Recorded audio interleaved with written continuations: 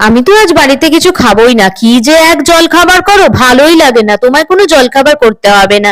বেশ ঠিক আছে, তোমরা খেও না, আমার কোনো অসুবিধে নেই। আমি তো আমার মতন করে করে নিচ্ছি।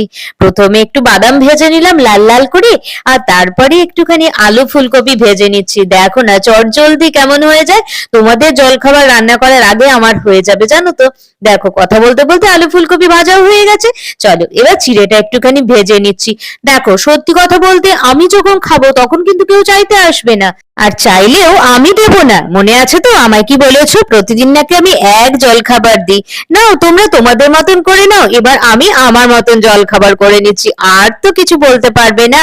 তো দেখো চিড়ে ভাজা হয়ে গেছে, বাদাম ভাজা, আলু ফুলকপি ভাজা, তার সাথে একটু পেঁয়াজ আর ঝাল ঝাল কাঁচা লঙ্কা দিয়ে চলো এবার মেখে নি। কি কফিটাও খাবে নাকি খাবে না? আর যদি না বলো তো আমি আমার মতন করে কফি করে নিচ্ছি, একদম কিন্তু চাইতে আসবে না।